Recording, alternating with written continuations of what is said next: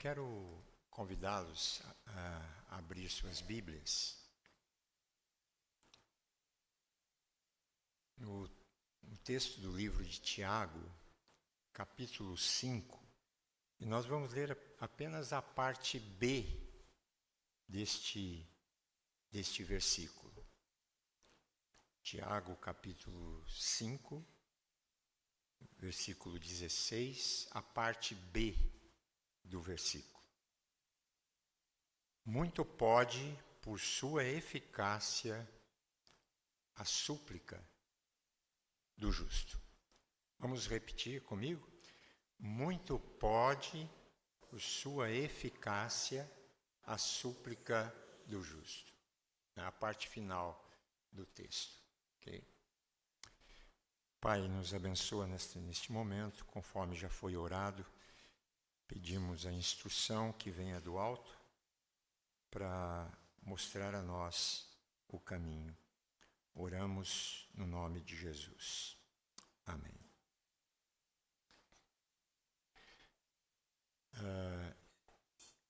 Estendemos aqui também os nossos sentimentos ao Glênio, né? Essa semana perdeu o seu irmão. Tivemos em oração também, né? Ele estava com uma enfermidade que foi muito intensa, muito rápida, né? Mas que Deus console o coração de vocês, né? Glênio, Denise e toda a família. Né? Bom, eu quero agradecer, né, de maneira muito especial aos eventos que têm ocorrido em nossa igreja, de maneira muito especial as questões que têm envolvido oração aqui no contexto da nossa igreja, né? Porque a igreja, de alguma maneira, tem instalado alguns movimentos de oração. Diga-se de passagem, através da SAF da nossa igreja, tem o Projeto ANA. Projeto ANA, que é um projeto que visa orar pelos filhos, né? E para quem não sabe, o Projeto ANA é um projeto que é da Igreja Nacional, a Igreja Presbiteriana do Brasil. De maneira geral, há essa movimentação de oração pela vida dos filhos, né? Os filhos de coração, filhos sanguíneos, filhos adotivos, netos, sobrinhos, líderes da igreja, irmãos. Então, a SAF tem cumprido um papel muito especial, as mães têm orado muito pelos seus filhos, né? Baseado naquele texto de Ana, que orou para ter um filho, e teve o filho e consagrou este filho a Deus. Então, daí surgiu o Projeto ANA. Mas agradecer também pelos movimentos de oração que temos tido aqui através das nossas mídias sociais, o WhatsApp, né? De maneira muito também importante, que tem sido moderado pela vida da Dona Elce, né? Que tem aberto os espaços ali, pessoas têm colocado seus motivos, têm interagido, olha, estamos orando por você, estamos buscando a Deus. Então tem sido uma movimentação de oração através do grupo de WhatsApp. Isso tem sido muito importante, né? E nós temos também aqui uma iniciativa de oração, sempre às quintas-feiras, aqui na nossa igreja, no período das 15 às 16 horas. Um grupo de pessoas estão orando, e é um convite a toda a igreja. Se você tem disponibilidade nas quintas-feiras, das 15 às 16 horas, venha orar com essas pessoas aqui na igreja. Foi encabeçado por um grupo também de mulheres, mas é um convite estendido a toda a igreja que queira orar neste período, e que deste grupo surgiu uma outra movimentação que estamos programando uma vigília de oração aqui na igreja lá para o mês de junho, que será também logo divulgado os detalhes de como vai acontecer esta vigília, né? Então a gente fica muito feliz quando a igreja começa a fazer movimentações de oração. Por quê? Porque uma igreja que ora pode desenvolver uma espiritualidade relevante, superlativa, uma espiritualidade grande.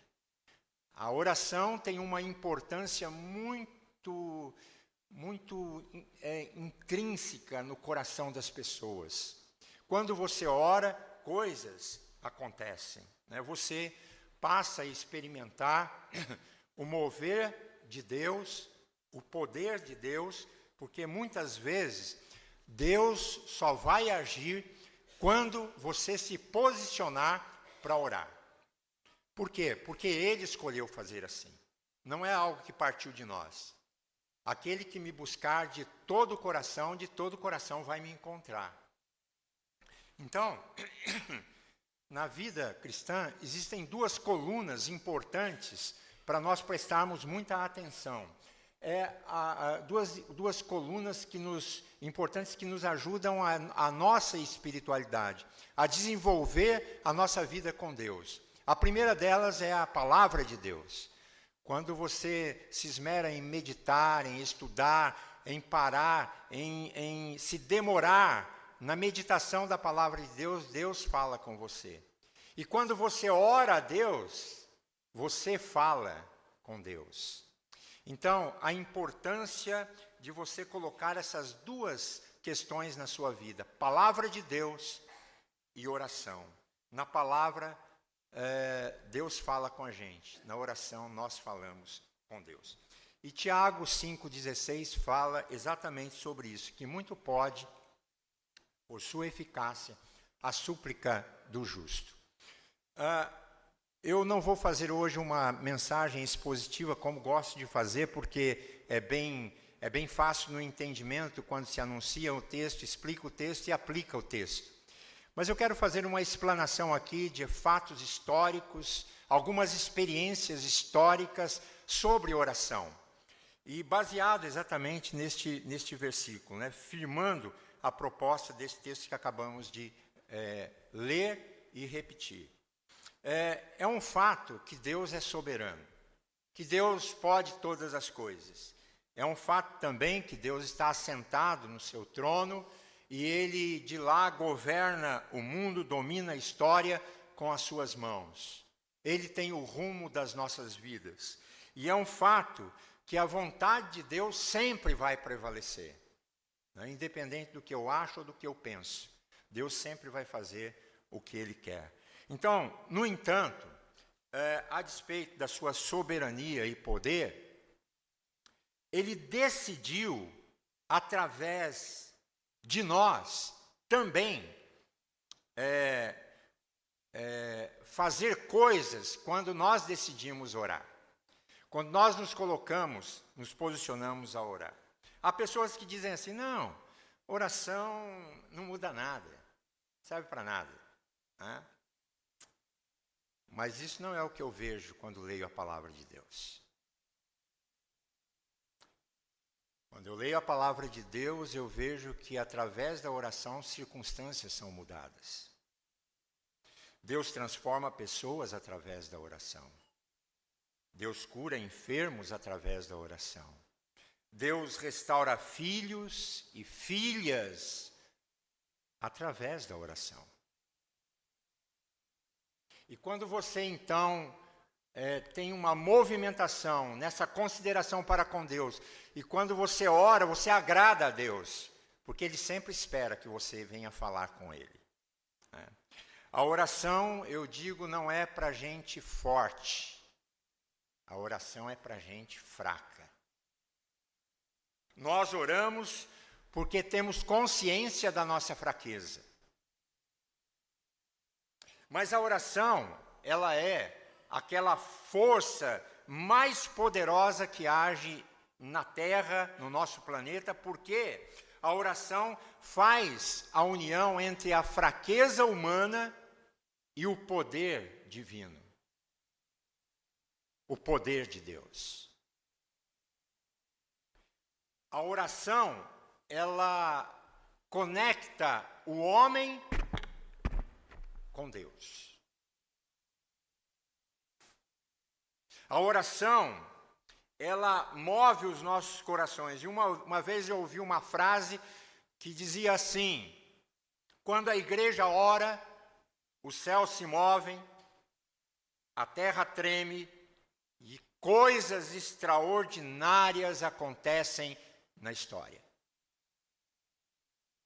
Então eu faço uma pergunta para você nesta manhã.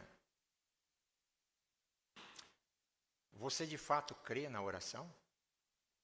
Você de fato crê que Deus age por meio da oração? Então é preciso você ter consciência de uma coisa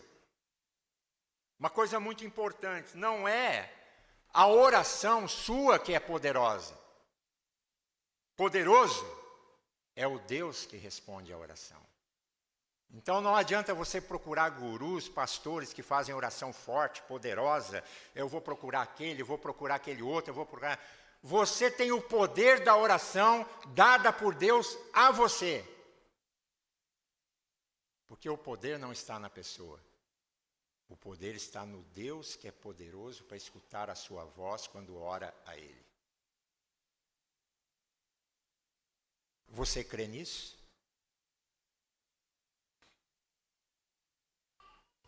Abraão, quando orou a Deus, ou eu quando olho e eu vejo na palavra de Deus Abraão orando, eu vejo Deus livrando o seu sobrinho Ló da destruição das cidades de Sodoma e Gomorra. Quando eu vejo Isaac orando por Rebeca, sua mulher é curada da esterilidade. Quando eu olho para a vida de Jacó, quando ele ora com lágrimas, pedindo misericórdia para Deus, Deus dá salvação para ele, quando ele luta com Deus no vale de Jaboque. Quando eu olho para a palavra de Deus, eu vejo que Moisés se coloca numa brecha de oração por um povo, pelo povo de Israel, que Deus estava para destruir. Mas Moisés ora a Deus e pede para Deus perdoar o pecado daquele povo, porque Moisés diz para Deus que se Deus não perdoa o pecado, ele quer morrer com o povo. Senhor, se o Senhor não perdoar esse povo, então eu não quero ter o meu nome escrito no teu livro. E Deus perdoa aquele povo. Samuel, quando ora, ele diz assim: longe de mim pecar contra o meu Deus, deixando de orar.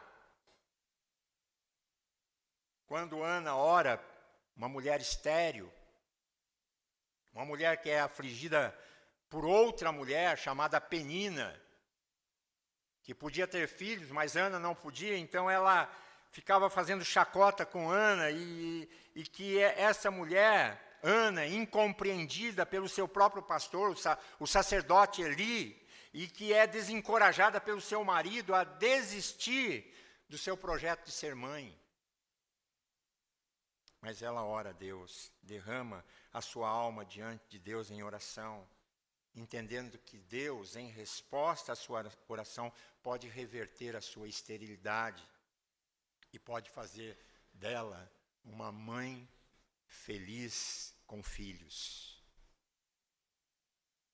Quando eu abro a palavra de Deus, eu vejo o rei Ezequias em lágrimas, chorando diante de Deus, buscando a presença de Deus, pedindo a Deus que pudesse curá-lo de uma doença incurável, e pedindo a libertação de um exército poderoso que cercava Jerusalém.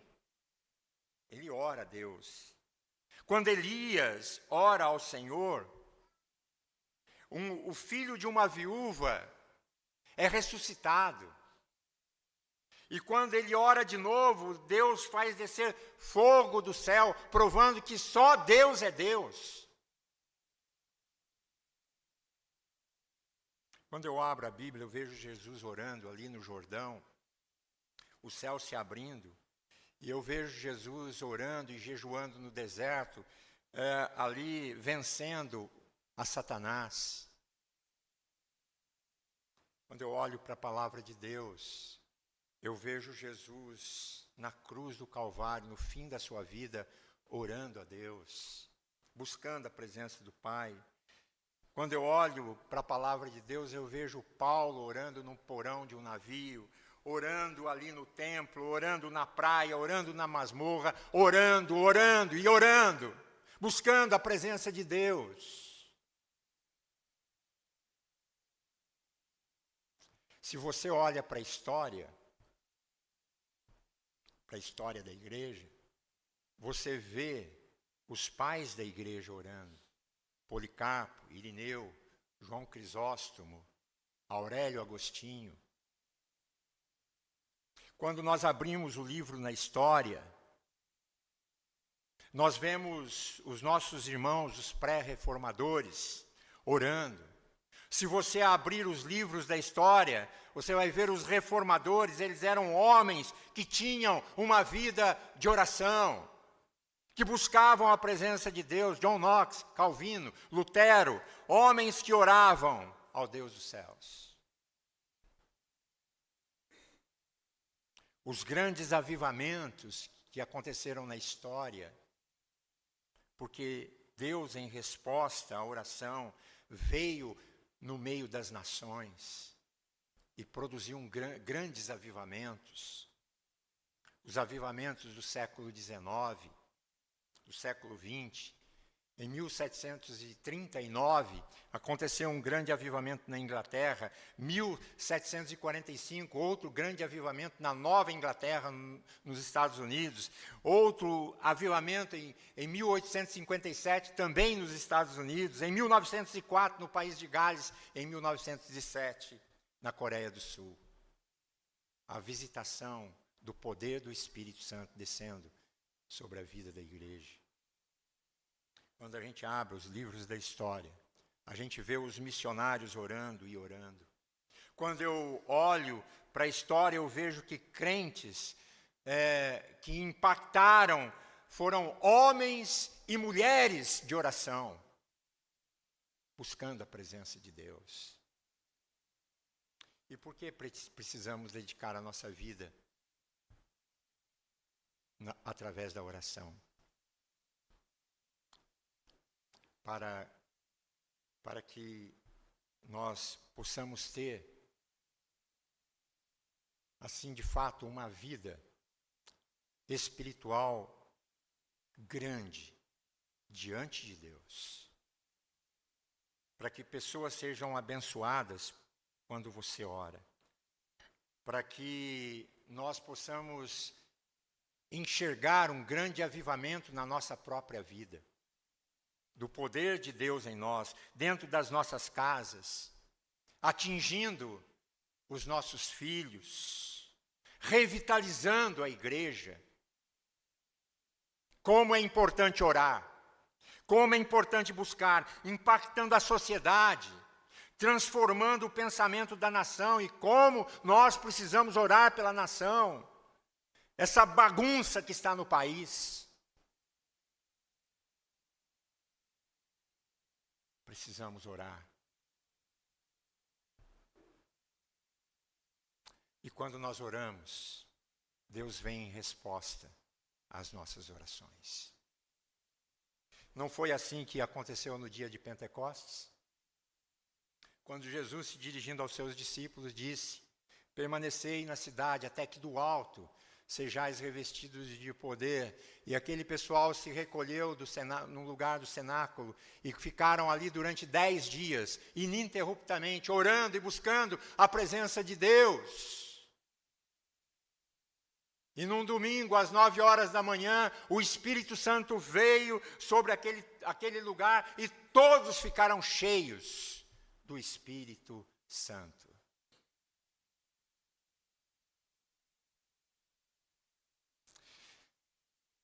Então eu percebo aqui que a oração é a base de uma vida de intimidade com Deus. É o que está escrito em 2 Crônicas 7,14.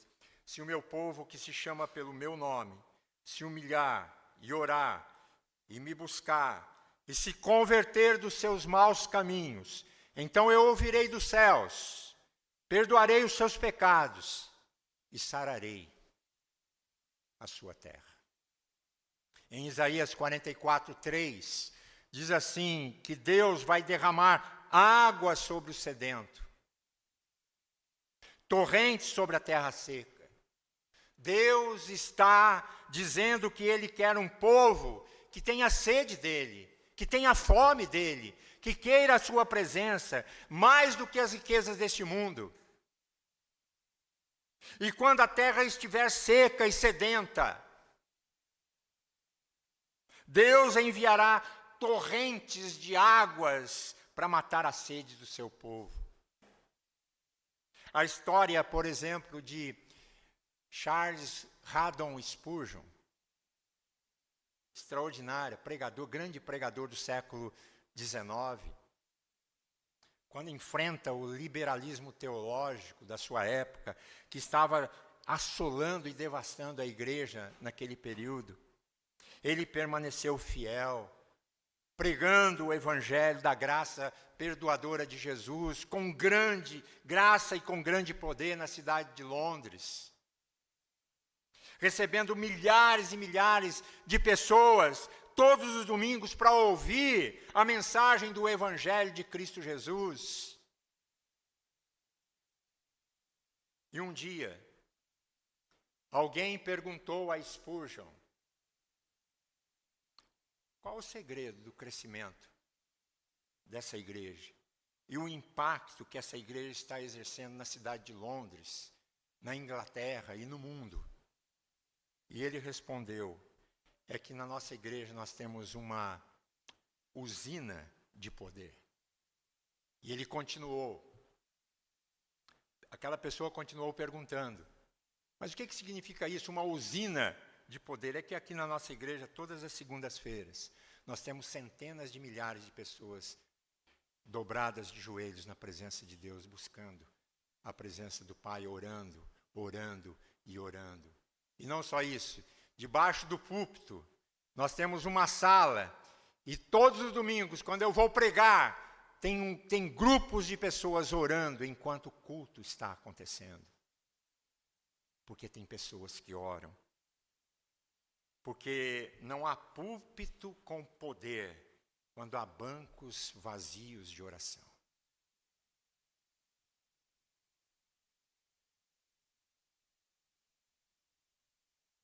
Ainda olhando a história dos Estados Unidos, da América, 1857, eu penso até que vocês já conhecem a história, saibam disso, que houve um colapso financeiro que atingiu a América no ano de 1850.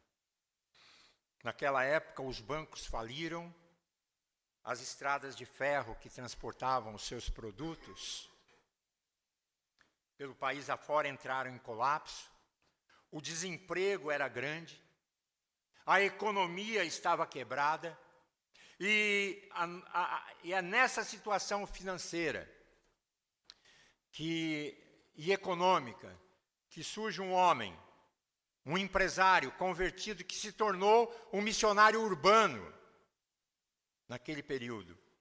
E ele escreve um folheto, e ele distribui esse folheto pela cidade de Nova York. E ele chama homens de negócio para vir orar com ele num hotel no centro de Nova York, para clamar a Deus por toda a nação. Iniciou a reunião em resposta àquela crise que estava acontecendo no país, começando com 6 pessoas.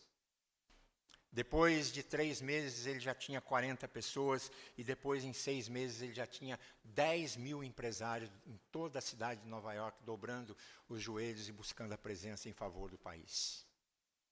Fruto deste avivamento, um jovem de 26 anos, que estudou no seminário de Princeton, ouvindo Charles Hodge, um professor e pastor daquele seminário, a pregar um sermão sobre missiologia, sobre missão.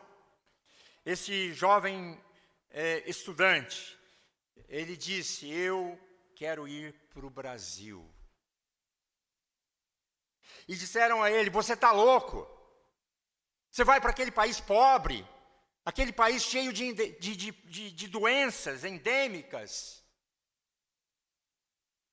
A sua mãe já está idosa. As igrejas aqui de Nova York querem você porque ele tinha se formado com louvor. A igreja central de Nova York queria tê-lo como pastor. E falavam com ele, você não sabe que isso é a vontade de Deus? E ele então respondeu, as pessoas diziam para ele, aqui é o lugar mais seguro para você estar. E ele respondeu assim, lugar mais seguro para o homem estar é estar no centro da vontade de Deus. E como fruto desse despertar no coração desse jovem,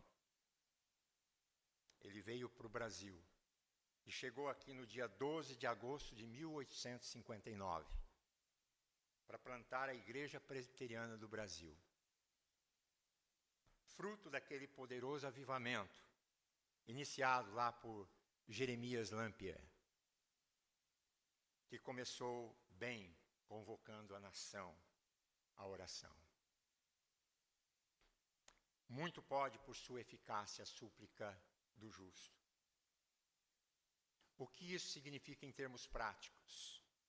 Deus liberta filhos que estão presos a qualquer tipo de corrente de pecados. Deus tem levantado mães e pais para colocarem seus filhos diante de Deus. E quantos filhos foram alcançados pela graça de Deus? Quantas pessoas encontraram Jesus? Mães que se levantaram para orar a Deus, a entregar a vida de seus entes queridos nas mãos do Pai. Aquela mãe cananeia que tinha a sua filha endemoniada. Essa moça vivia totalmente dominada por forças malignas. E ela, sem conhecimento nenhum, foi até Jesus. E ela clama a Jesus. E ela pede a Jesus. E o Senhor liberta a sua filha. Uma outra mulher chamada Mônica. Mônica que orou por Agostinho, que era um homem culto, professor de oratória, mas era um homem devasso. Ela orou e chorou insistentemente, até que seu filho se converteu a Jesus Cristo e foi salvo. Deus age, Deus liberta por meio da oração. Quem não conhece o nosso pastor Ronaldo Lidório, né? Pastor aí que foi missionário na África, escreveu muitos livros, é palestrante hoje aí pelo país. Ronaldo Lidório estava pregando e ele foi fazer uma missão no Peru. E todos sabiam que naquela época havia um grupo terrorista chamado Sendero Luminoso, que entravam nos lugares para matar cristãos. E quando eles entravam no lugar e tomavam um cristão, eles levavam e matavam. E Ronaldo estava pregando numa igreja no Peru, quando esse grupo terrorista entrou na igreja e o capturou, e o levou. Levou para ser fuzilado numa parede. E o Ronaldo relata que o fato é que ele estava com o coração apertado naquele momento, angustiado. E ele disse a Deus, Deus, não sei se queres que eu morra, mas me dê paz no meu coração. E caso eu saia dessa situação, eu me consagrarei à pregação do Evangelho durante toda a minha vida. Curiosamente, naquela noite que ele foi capturado, a sua mãe estava aqui no Brasil. E foi despertada com uma angústia na alma. E ela se levantou da sua cama e andava de um lado para o outro. E disse: meu Deus, eu não sei o que está acontecendo com meu filho, mas eu estou com o coração aflito, eu estou com a alma apertada. Então, Senhor, onde ele estiver e como ele estiver, manda os teus anjos. Envia o teu socorro, traz o teu livramento. E o Ronaldo disse que quando ele estava sendo tirado do carro para ser levado para a parede de fuzilamento, passou um carro em alta velocidade, que ele não sabe de onde veio, com aquele barulho todo, freou e empurrou aquele pessoal todo, o pegou e colocou dentro do carro e rapidamente o tiraram dali. E ele foi liberto. Ele foi liberto de forma extraordinária e sobrenatural. Porque naquela noite, Deus levantou uma mãe aflita, mas intercessora, para orar em favor do seu filho. Deus responde à oração, levanta filhos, salva filhos em resposta à oração de uma mãe, de um pai. Então vejam vocês, Deus reverte situações impossíveis em resposta a orações. Quantas pessoas dizem assim: não, oração não muda nada. Mas a Bíblia diz: pedi e recebereis, buscai e achareis, batei e abrir-se-vos-á, porque todo o que pede recebe, quem busca acha, e todo o que bate abrir-se-lhe-á. Em resposta à oração, Deus fecha a boca dos leões. Em resposta à oração, Deus livra das chamas e do fogo. Em resposta à oração, os mortos ressuscitam. Em resposta à oração, demônios batem em retirada. Em resposta à oração, a igreja avança no poder do Espírito Santo de Deus.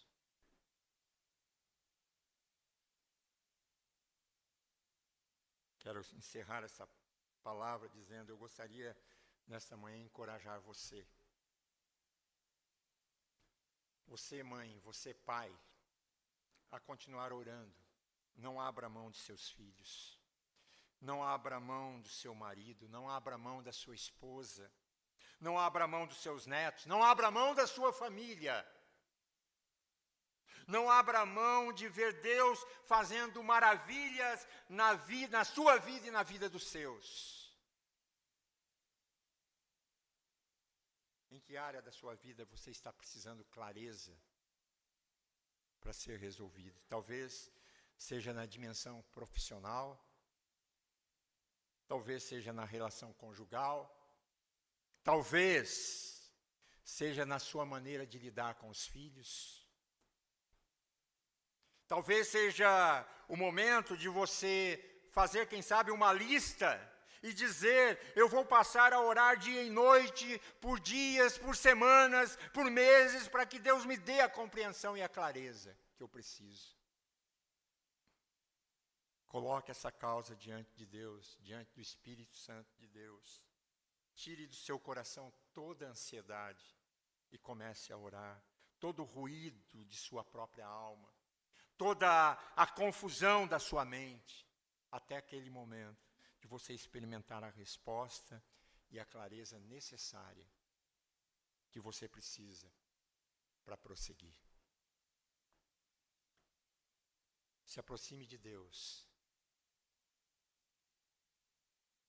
Redefina a sua vida de oração a partir de hoje. Persevere neste objetivo.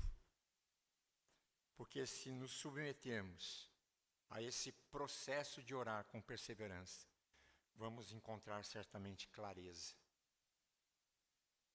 Aquela clareza necessária para a gente prosseguir na nossa jornada, aqui e até o dia final. Porque Deus age poderosamente quando oramos. Que possamos todos parar de confiar nas muletas que nós temos, ou naquilo que estamos vendo somente, e passarmos a confiar na oração e na sobrenaturalidade do poder que Deus tem e que Deus pode fazer quando começarmos a orar. E a máxima que eu deixo hoje é que você possa refletir nessas argumentações que ouvimos e que você comece esse processo de oração.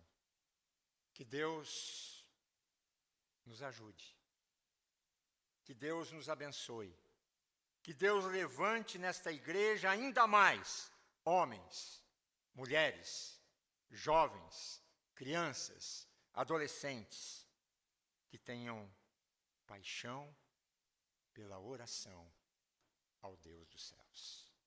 Que Deus nos abençoe. Amém.